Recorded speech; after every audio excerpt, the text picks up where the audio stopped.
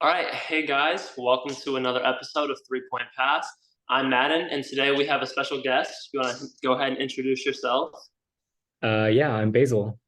Hey, everyone. Yeah, really excited to bring him on. Really knowledgeable. Let's be real. Most of our fan base comes from Volley Talk, so you're all gonna know who it is. But yeah, we just really wanted to break down the Elite Eight, and I think that's probably the best day of the Elite Eight that I've ever seen since I started watching volleyball. What's your take on that? Yeah, it was four insane matches, beginning of the day to the end of the day. Super fun, super high level. Can't wait to break it Yeah, down. it's so crazy those days when you go from as soon as one match ends, you pop in another, and I go from seeing like Pukic setting Nunaviller and Chaussee and Elena Scott, and then 10 minutes later I'm like, okay, now I'm watching Logan Eggleston and Kylie Murr, and then later I'm Grace Froling versus Kendall Kipp, and my mind has to shift gears almost, and I'm like, who's on what side, and seeing all the different energies. Like Madison was crazy. That pit match, the camera was shaking, like that was insane. It's so And yeah, hype. I love watching matches like that are in the field house. I've never I say been, but the energy seems always awesome in there. And Pitt pulled it out, which I'm not I like Pitt. I like Wisconsin too. I didn't really care about that, but gay for Pitt. I like them. So I huge Pitt fan. I was really glad to see them do it. What worried me was obviously Wisconsin's block, and I knew that Pitt was going to get blocked a ton. But I felt like if they could limit their errors besides that, they'd have a good shot. And I think besides getting blocked, they made like 8 errors total. Service errors, out of bounds hitting it. They made like 8 errors total, which is insane. yeah, I have the box score pulled up and they only made four service errors. Wait, do we want to get in? We can do this match first. Yeah, Yeah, because I mean, they only made I think upset of the day. So yeah, they only made four service errors, like three net violations, and then like total hitting errors without blocks was just like not that many. So yeah, super high they level from them and really low error, which is what they needed to be. They needed to deal with the Wisconsin block. It's gnarly. So and they did it Cam Ennis without Dalton. They did it with like a how tall? I don't know how tall Ennis is, but she's not that tall, and she played. She did her part. I'd be surprised if without like her volleyball shoes, she's over 5'9". So She really, she was I'm like, pretty sure back from her Kansas days. So don't hurt me, Cam Ennis, if you ever listen to this. But I'm pretty sure she was 5'11" on the roster, which means, yeah, yeah. there's a little bit of, yeah. That match with Anna Schmrack versus her. I remember the first point of the match or something was Caroline Crawford hitting a slide on an open net that got dug because I don't even think she went up, and I was like, is it just not blocking the right side? But That I want to talk about that actually. Pitt's defense. I did not know that Pitt was that good of a defensive team. not. That's like they've never dug balls like that. I don't know. Their scouting report must have just been phenomenal.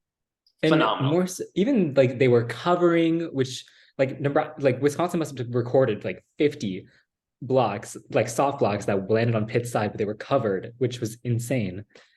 Yeah, Insane they were plays. they were flying all over the court, and then they just extended the rallies until they got a good look to Mario or Gray or Wokolo, and they did that. It was, We I also mean, yeah. passing performance. Yes. Well, before we get into that, Not I thought, I mean, Wisconsin, there were good parts for Wisconsin. Devin Robinson is an absolute monster, like absolutely. crazy good. Whatever, like she shows up in the big moments. And I mean, I don't think Wisconsin loses that fifth set if she's in the front row at the I end. agree. I agree. I also think Pitt that whole match, honestly, Pitt led for probably 80% of that whole match. The only time they were behind was like 24-23 in the first set, and then that whole third, like the most of the third set, and then like once 13-12 in the fifth. They led like the entire match, pretty much, which is Yeah, crazy. so credit to both teams, honestly, to Wisconsin for being able to hang in there, but also Pitt for being on the road and being able to carry that high level. But Mhm. it all started from the service line for them. Oh, absolutely. Yeah. 8 aces to 4 airs in 5 sets. in Madison where like they're literally 10 feet behind you screaming. Like that's insane to me. Lights out. And Plus, I love a Cat Flood, I think, with the black hair and the blonde hair. I've watched a lot of Pitt, and I don't think I've ever not seen her make a mark. She is a productive service sub. She always goes on runs or gets some aces. They're too busy looking at her hair to like pass. That must be it. I get distracted by her hair, full disclosure. I think Pitt Pitt was the better team when they had their lineup with Bazario in the front row and Gray like that. When Pitt has that lineup in the front row, I have a question for you. When their front row lineup is Bazario, Gray, and Vasquez Gomez, in that rotation, are they like are they the best team in the country in that rotation? With Vasquez Gomez, Fairbanks, and Gray? No. Bazario, right front, Gray, middle front, Vasquez Gomez, left front. They Wisconsin in those rotations. They Dominated. did kill Wisconsin in those rotations, but I don't think they're the best team in the country with that. Even in that rotation, I don't think so. Just because, I mean, credit to Klika, she was lights out, like in Wisconsin. But I just think throughout the season, Wisconsin has had question marks at libero. First it was like Browski, I think, and then they flipped back. And Klika's been playing well in the tournament. I like credit to her, but I don't think, especially when you look at the final four liberos, like just like their record of play, I'm not sure she quite stacks up. So I wouldn't say they're the best team in that rotation. But I mean, obviously they're insane. And yeah, I think the margin is really low. They just like kill teams in those rotations, but God, they bleed points when their lineup is like Ennis, Fairbanks, and Wokolo in the front. Like those are still quality players, but like wow, that's how Wisconsin came back in set one. That's how they came back in set five. Those rotations are brutal for Pitt, and if they want to win on Thursday, they have to side out of those. They have to get a good pass. They have to go to the middle, or Fairbanks has to step up and just bury that first ball side out. They cannot let teams go on runs against those rotations. Those are terrible for them. Agreed. Which is, yeah. So, okay, we've covered that. Talked a lot about Pitt. We'll talk about them more when we preview their match on Thursday. Let's move to Louisville, Oregon, the first match of the day. Yes. What let's get that match first. Like, what's the first thing that comes to your mind? Man, I think Louisville got away with one. Or Louisville. Louisville. Yeah. Louisville, yeah. Okay. I would have to say, I mean, Oregon had them on the ropes. They had a swing for the match from one of their best players. And then they fell apart after that. I don't even think Louisville rose their level. I don't even think Louisville really raised their level and stepped it up. They stepped up a little bit, but it's not like they completely just like Oregon aired their way out of the win, in my opinion. No disrespect to Louisville. They're a really good team, but that specific match, I was not that impressed. I mean, that fifth set was good, but Oregon was exhausted. Yeah, so, I think I don't know. Credit obviously I think Mimi Collier from Oregon was matched up with Aiko Jones, if I remember correctly. And Aiko's an insane blocker, obviously. So credit has to go there partly, but I do think, Collier's a freshman. After that lights out performance she had against Nebraska, I'm sure there was a bit of a come down to earth for her in Louisville. And I do like Oregon had like 6 bad service errors in the first set, especially like in the 20s. They had a match point in the fourth. They won 25-13 in the third. So, I mean, credit to Louisville for fighting their way through, using that home crowd and really coasting in the fifth to get to Omaha. But they will need to be better against Pitt. And I'm sure they know that as well. I think that, honestly, because you see the other 3 teams that advance. I mean, Texas with a dominant performance at home against a good Ohio State team. San Diego beating Stanford impressed me. I haven't watched Stanford recently, and they were very impressive. So if you look at San Diego beating Stanford, Pitt beating Wisconsin, and Texas looking dominant, and Louisville barely scraping by, it's a good question for the Final Four. Well, I mean, the others were in 5 sets, so I can't say that like Louisville's quality of win was that much lower since they also won in 5. But I will say the way they won in 5 made me slightly worried that if that third set Louisville shows up for any period of time, the other teams are going to pounce, and they can't have that. It's also that they were at home, and San Diego and Pitt won on the road in tough environments against higher ranked That is true. teams. Agreed. Louisville was a 10 seed at home, and they got like I don't want to. Louisville does some really good things, and they've had a really good season. They're very good.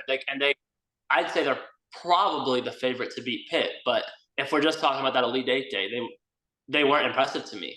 They again when they won, I didn't feel like they stepped it up and took it back from Oregon. I thought Oregon just kind of fell apart at the end of the fourth, and then the fifth, obviously, yeah. But still, that's my question for Louisville. Can they get back to their clean volleyball? Yeah, I will admit, the second half of that match started, or Texas Ohio State started during the, I think like partly through the fourth, and I may have shifted my attention, so I didn't exactly see what happened, but I was a bit surprised at how quiet Chaussee was in the first 3.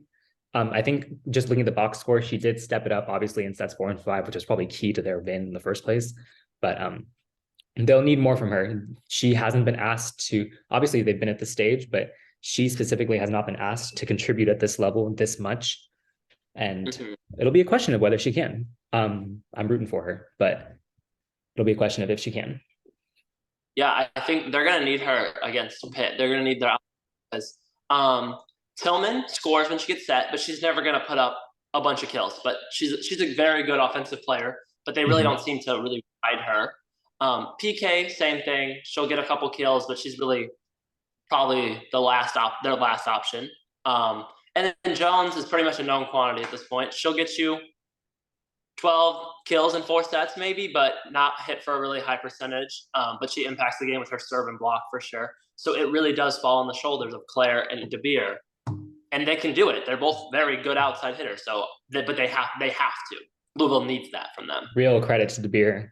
I mean, huge, like barely playing front row, and then regionals, she shows up and drops the hammer. I mean, lights out.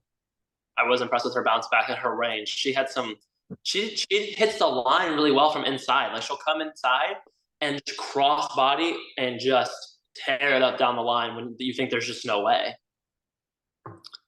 Well, yeah, that's about all I really say that match. Oregon could have been in the Final Four. Louisville, good job in pulling it out. Let's move on to Texas, Ohio State, and I'll let you lead that one because honestly, that's the one I got to watch the least of because I stayed with Louisville, Oregon, and flipped on, and then Texas was killing them, so I went and made a coffee.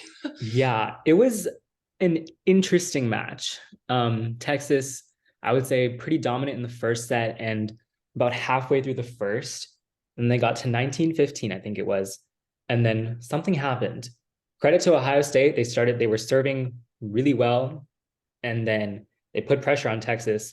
But I honestly, personally, my feeling was, Texas let their foot off the pedal a little bit. They started making some errors, and then Ohio State stormed back, got the second. They went into intermission 1-1. Texas comes out the third set. Like Asia O'Neal gets that look on her face, like, she starts looking through the net a little bit. There's a little bit of fire going on. Starts screaming at her teammates, and they stomp Ohio State in the third set. Fourth set, a lot more competitive, but eventually Texas pulls away at the end. My general feeling was that when Texas, and I thought this for a while, when Texas has their foot on the pedal, I think they're the best team, but their foot comes off the pedal. And we saw this in the regional semi against Marquette too, where they just like totally lost it for a full set, or at least like the first 3/4 of the set, and then Marquette was able to take it. I will catch that end of the second set, and it was random. Texas was in complete control, and then all of a sudden, Sage started setting unhittable balls, and Skinner just started wailing out of bounds. And it really did. It wasn't really anything Ohio State did. Texas just started playing bad. And it was so weird to see because there was no like big emphatic kill or block for Ohio State to get that momentum going. It's just Texas just kind of imploded. I mean, they responded, so that's good, but it just was really weird. I didn't know what to think of it. yeah, it's definitely interesting. But other than that, Texas rolled. I Yeah. mean, We've seen it all they're blocked. season, honestly. There's been, sorry, I'll let you finish, but Texas, there's given off these 7 or 8 point runs, or these like the teams will go on like 10-2 runs against them. I remember vividly against both Baylor and Iowa State on the road in Big 12 play. They were up in sets and gave up, like, I'm telling, like 22-15, 22-16 kind of leads and would lose the set. And something similar happened today, or not today, Thursday, it's Saturday. So it's just something to keep watch at. But they're when they're on, they're impressive. I think their serving has really stepped up during the tournament. So yeah. Yeah, I mean, not much more to say. Texas was really in control. I mean, that lapse, that's an area of minor concern that they've had to work on this season. But I mean, yeah, when Texas is clicking, obviously I don't think it's even a question. They're the best team in the country. It's just, can they maintain that level? Exactly. That's their one thing, and we're gonna find out. They're playing a really good team Thursday, so we'll see. They're playing a really good team on, yeah. Yeah. Speaking of San Diego, man, that match, Stanford took an easy first set. Really, San Diego was served off the court. They started shanking. They got blocked. They looked like a pretender. That second set, same thing. They were up 11-5, I think it was. Stanford was. Jen calls a timeout. They come out and they start transitioning, blocking. So San Diego looks like a completely new team, and they take that set, and then they started playing their game. They looked good. What was your take? I'll agree with that. I think I was out for a bit, but then I came back and I caught sets like the end of set 3, most of set 4, and set 5. And I would agree that that match was played at a really high level. I was reading through the match thread and I saw, the first few posts were, some Stanford fans being like, is this what San Diego was supposed to be? This is easy. And, Kendall Kipp was killing it. She's a monster. I mean, but San Diego, they proved that they deserved that 4 seed, or the 1 seed, I guess. And they really stepped it up. I had the privilege to talk to Gabby Blossom. She was telling me about how that whole match, it was about every time out, they were making more adjustments. And you could really see they rotated their off blocker some to pick up tips. They made better adjustments on Kip. Kip started off on fire, but as the match went on, she got blocked and dug. Like, Kip didn't have a kill in the 5th set. And what does that say to you? Is that not crazy that Kendall Kip did? Yeah, I mean, remember Benbow's dig on her down the line, tied at 9-9, and then they never score again? Iconic. Yeah. Blossom, what's your... on Blossom?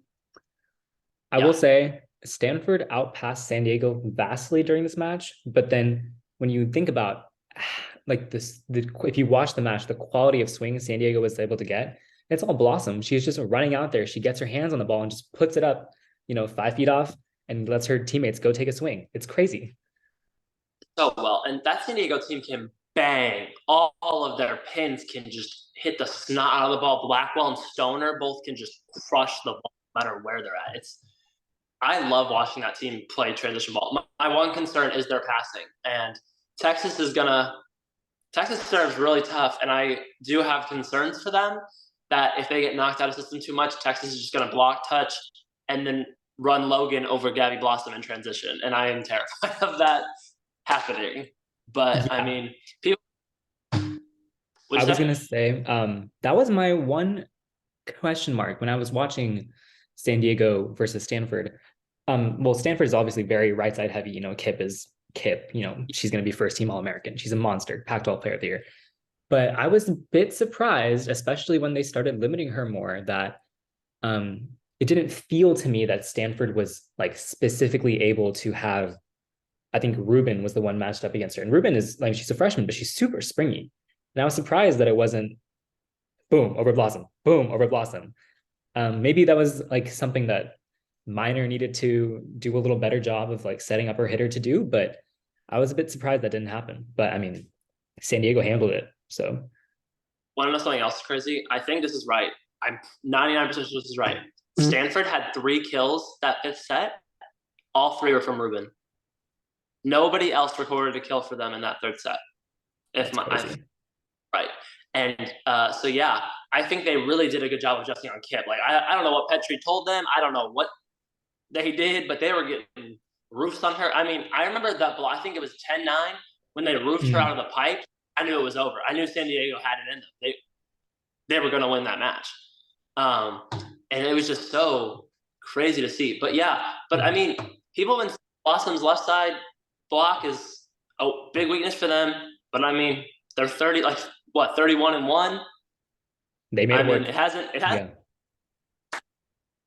They haven't paid for it yet. So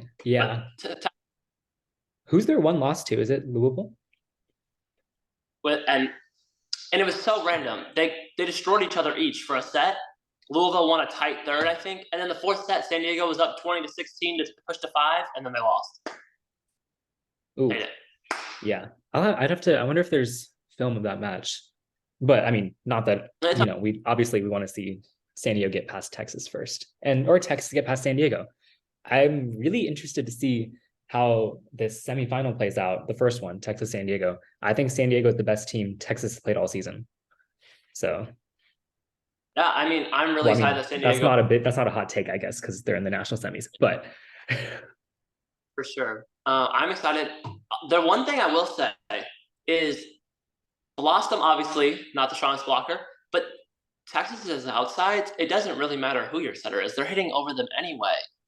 And so, I almost feel like, obviously, I'm trying to phrase this right. I'm not sure how much of an advantage it is when Texas is already used to hitting over the setter anyway, no matter what. Like Skinner and Logan are hitting over like Carlson and stuff, and that didn't really. Baylor was competitive with Texas too, so it's like, and Skinner, I feel like I love Skinner, very talented, but she has moments where she'll just blast balls out of bounds when she should be hitting over anybody. So I mean, my chagrin, yes, it does happen. And they capitalize is my question. And Phillips is going to have a good look. Brianna Edwards and Katie Lukes are probably two of the best left side blockers in the country. Like they are physical. Brianna Edwards had 7 blocks against Stanford for a left side. 7 blocks. I did not know that. That's awesome. I do remember their block. People have this impression of San Diego I've seen where they, because they're like a mid-major, people seem to think that they're this small team, super plucky. No, they're big. Huge. They're physical. They're huge. How do they compare to Texas height-wise? If you look 6'5", both 6'5" opposites.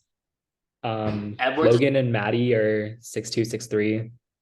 So Luke's about the same. Luke's is 6'2", Edwards is 6'3". O'Neal's what, 6'4"? 6'3", 6'2", 6'3".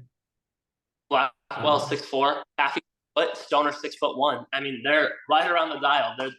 They're all. It's gonna be. I think I heard this phrase once. Big girl volleyball. Big girl volleyball. Gonna be some hammer. I would pay to see hitting lines before that match from both teams. Yeah. What's your prediction for that match? I'm biased, as I'm sure our listeners know. I'm gonna go Texas 3-1. Well, I'm also biased, and you know what? I'm not that. San Diego's come so far. I've spent so much time defending them on Instagram comments and Volley Talk. I got San Diego 3-1 or 3-2. I think if it goes to a 5-set, advantage San Diego. I think they have the right mental. Like, not to say Texas doesn't, but San Diego looks every 5-setter they play this year, they've killed their opponent. Every single time they've gone to 5 this year, they've held their opponent under 10 points. I'm 90% sure. Nope, that's a lie. The second LMU match was it. But every other time, like they went 5 with Utah, I think they won like 15-7. They went 5 with Stanford, 15-9. They went 5 with LMU the first time, like 15-7. They just find another gear every time they get pushed to 5. And Texas, 5 sets. Sorry? Texas's only loss came in 5 sets. Is that the only 5-setter they've played all year? They played a 5-setter with Kansas in that reverse sweep. They won that pretty. I don't want to say it was easy, but it was like in the 5th set. But I think it was like 15-10, 15-11. So, and then they lost to Iowa State in 5, obviously. Yeah, that box score is always so confusing me. You look at that, and I think all of Texas's hitters had between like 13 and 20 kills and all hit what? Well, like if you would have shown me that box score, I would have been like, that's one of the most impressive performances I've ever seen. Every single hitter had between like 13 and 20 kills, both middles. They were out. I was like, and they lost. I was like, what? You know, I watched most of that match. You know, I had a whatever, but it was, I think the concentration lapses that we talked about Texas suffering earlier really reared their head in that match. And that was the match where Texas ended up benching Logan or resting her from playing six. So I remember yeah. wasn't that a narrative that she was really struggling blocking against Iowa State, or was that another match? Yeah, you probably read my complaints on Volley Talk about that. Yeah, But it looks better now. But I will say one thing that I'm interested in seeing: all the pressure in this match is on Texas. yeah. San Diego's just they're there. The They're first time ever. chilling. Why not? Why not them? Why not us? Texas has Exactly. nobody's gonna be calling San Diego overrated if they lose this match. There's no like San Diego's gonna go for it, but yeah, Texas has a lot of pressure. Can they live up to it? Well, let's see. They have a lot of experience. So, all We'll have to see. right. Well, who is the real ACC champ? We're gonna find out. Oh man, What? I got to say, as much as it pains me to say this, well, it doesn't really pain me to say this anymore. But I mean, you look at what this Pitt team did in the Elite Eight against Wisconsin, and you just have to think about what Nebraska from last season did against Texas in Austin, and then what they did against Pitt in like the regional or the national semis, and how competitive they were against Wisconsin in the championship. I feel like Pitt's peaking at the right time.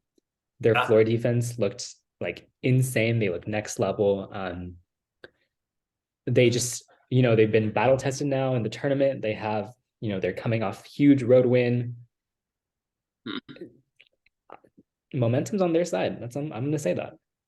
I people are really quick to point out, and as a Pitt fan, I need to say this. People are so quick to point out how Louisville demolished Pitt, but that first Pitt Louisville match went 5 sets, but Pitt destroyed them for the first two, and I think led like 20-16 in the third to sweep, and they just couldn't quite close it out.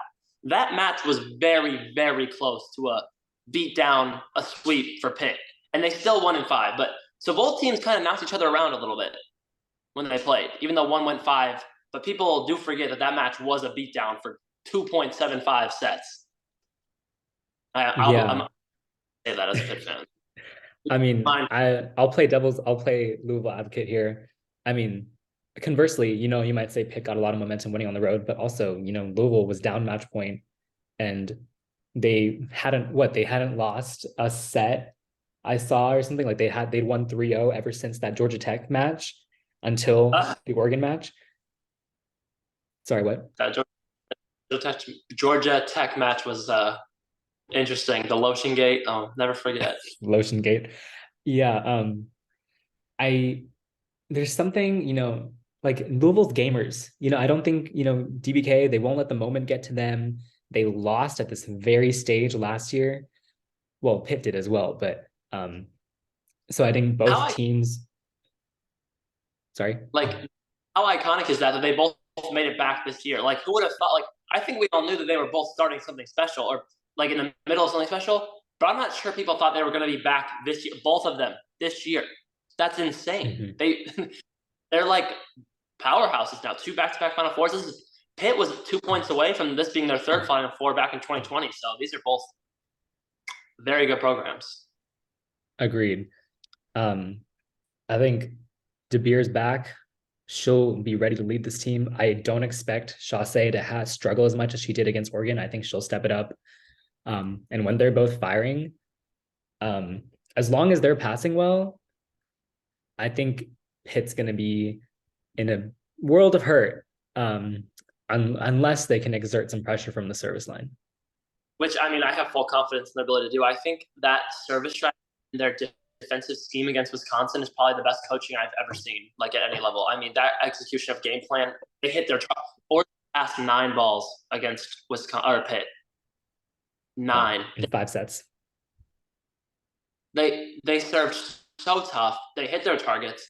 And Louisville's passing they have one elite passer, and the rest can be exposed. DeBeer and Chaste, they're not liabilities, but they can definitely be worked on and taken out of rhythm. So if Pitt can hit their targets, I think they can really do some damage back there. Yeah, I'm interested to see how I heard, or at least I read on Volley Talk, that most of the Nebraska fans are planning on keeping their tickets for the Omaha routine. You got to expect they'll root for, DBK and that program. Yeah. So obviously, Pitt just won in the field house. They're not going to be intimidated by that, but it'll be interesting to see if the crowd can play a role in pushing Louisville up rather than keeping Pitt down. Yeah, and I mean, I do think Louisville is the favorite. They have I think them having two really terminal outsides is really going to help them. And for Pitt, it's going to be key to get out of those mucky rotations and go on big runs when they're in their good ones, which is kind of what we saw against Wisconsin. They'd get up 5-point lead in their good rotations, then they tie it back up, and then their good rotation came back in. They build another lead, and they need to just be consistent against Louisville if they're going to beat them because Louisville's too good to not. Yeah, I think this will be quite a shift of a Final Four compared to at least last year's. I feel like last year wasn't, especially the championship match, wasn't super terminal. There were people, they were swinging, but the swings were not falling. Part of that is that those two teams, like Wisconsin and Nebraska 2021, were insane defensive teams. But I think we're going to see a lot more big swings, big kills, big dents in the floor in this Final Four. And I'm really excited for it. One thing I'm going to say that I kind of usually hate this line, and it might be cliche or whatever, but I feel like Texas San Diego might be the national championship. I think I'm going to favor the winner of that match, no matter who wins Pitt Louisville. Although I think Pitt and Louisville are both very, very good, I do have to think that the winner of Texas San Diego is going to go on to win the whole thing. No disrespect to Pitt or Louisville, full credit to San Diego, Texas. I'm not gonna go so far as to say that. I think for all four teams are either their talent and their like the way they're playing, like that balance, I would say is at a pretty even level from what I've seen so far in the tournament. I think Texas hasn't really been tested, especially in the tournament. And I'm curious to see, in the tournament, they've like been up in every single set, or if they've lost, it's because they've usually aired their way out, like down. And then I wonder if San Diego can like really put some pressure on them early. I'm not sure San Diego serve is super tough. So they have a couple good servers. They have Allen, Blossom, and Froling all have tough serves. But yeah, overall, I wouldn't say that they're a super tough serving team. But they're going to set that up if they want to beat Texas for sure. Hey, it's Omaha. Everything's different. It's a huge stadium. Everything's on the line. You got to bring it. Yeah. Louisville Pitt prediction. I'm going to say Louisville 3-2. I like that match. I could see either team sweeping the other. I could see either team winning in 4 sets, in 5. Like, there is no outcome from that match that would surprise me. I would love to see a nice competitive match that Pitt wins, but I really just don't have any sort of bearing. Like, I don't even know how to make a prediction for that match. It could go so many. We've seen them play twice. Like, I just have zero idea how that match is going to play out, but I'm going to say Pitt because that's where my heart is. And Pitt in 5 sets. So we're both on the opposite end. Okay. But if Louisville sweeps, come for me. Don't at me. Don't come for me. Louisville, if the winner of this match beats the winner of the San Diego Texas match, don't at me. I never said a thing. Well, someone edited out. Don't worry about it, guys. Yep. It was never said. Well, so who do you think? And let's another topic. National Player of the Year. There's really 2 options at this point. Yeah, I would say that my 2 main candidates are, my girl Logan Eggleston and from Texas, and Gabby Blossom from San Diego. And I gotta go with Logan. There's a bit of bias there probably, but she's the best player on probably the consensus #1 team for the entire season. She does everything except, they hide her in passing, which some people will love it. Let me hear the end of, but she does everything else and she's elite at it. And she leads the team. And I think the brand name also plays into it, because she's Logan Eggleston. But I Yeah, mean, so she's my pick. No disrespect to Gabby, big fan. I'm trying to decide. I would not be upset at all if Logan won. She's done her time. She's put in the time. Made the Final Four. Been really good for a long time. My only Gabby Blossom really elevated her team so much. This is always a good. That's my case for Gabby is how much they've improved, and I mean she's a leader for them. Only 1 year, and the thing she does, man, like the way she keeps them in system is it's just insane what she does. And I think that's why I would pick her because she led a team to their first ever Final Four, and like she's the primary reason. But again, if Logan wins it, I would not be upset at all. I would not say Gabby was robbed or Yeah. anything. I think Either way, they're both, sorry. Okay. I think they're both super deserving candidates. If it's the ABCA, I think Logan's the only one actually eligible because I think Gabby wasn't player of the year, if I'm not mistaken. I think Luke's got player of the year, right? yeah, I think she's eligible though because she was what did she just won some no, she was her region play. No, Luke was conference player of the year, Blossom Oh, was okay. Okay, never mind then. But I still think the ABCA gives it to Logan. If it was me, I'd do a weighted coin flip.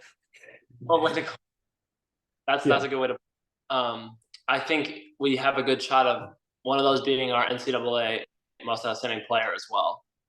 But Mm. not to look too I mean, and I love Pitt and I think Louisville they're so good. I just really think San Diego and Texas are just really, really, really, really, really, really, really, really good. So Louisville fans and Pitt fans don't hate me for saying that. I feel like one thing about both Louisville and Pitt is they're super low air, which Mm. I mean, I feel like at their medium level, their medium level is better than Texas and San Diego's. But But when Texas and San Diego elevate themselves to that next level, they have the height, they have the physicality, and not that the other teams aren't physical, don't get me wrong, but I just feel like, and they have the just that look of where I think that they have the higher ceilings, whereas I think Louisville and Pitt are both more the steady, low air, our systems will break you down kind of team. yeah, I definitely think they're more systematic. Like Pitt, especially Pitt, like is very system oriented. Like everything they do feels so intentional. Every touch they make, every play they run, um, their substitutions they make, it feels so intentional. Where San Diego and Texas, they kind of just go out and bang, bang away. Uh, yeah, and Louisville is kind of a mix. I feel like Agreed. their system is crazy. Like the way they rotate around the blockers and yeah, I think their defensive system is crazy for sure. But they also just go up and bang too. Claire Chaussee hitting that thumb down inside the block, crazy. Yeah. Well, do you have I'm anything else? I'm super excited for Thursday. It's gonna be a fun evening of volleyball. Hopefully Omaha is pretty electric, even without the Cornhuskers there. So I'm just super excited to see what happens. I think at the end of the day, I'm not gonna be like super crushed depending on who wins or who loses. Just because I love all four teams, and I think it's been a super high level tournament, and it'll be a super high level Final Four and championship. Yeah, that's a really good way to sum it up. I'll be upset if San Diego and Pitt lose. Like if they both lose on Thursday night, I'm gonna be pretty upset. But I'll live with one of them making the tournament. Or making the final. If just one can win, I'll be content. If both can win and we get a San Diego Pitt championship, Tina Edwards, you have to live stream this video on your phone to come full circle from the preseason. That is what we must do. Mhm. But yeah, thanks for joining me. Yeah, thanks for having me. It was super fun. I hope to have you on again, and I hope you guys enjoyed. So we will see you guys next time.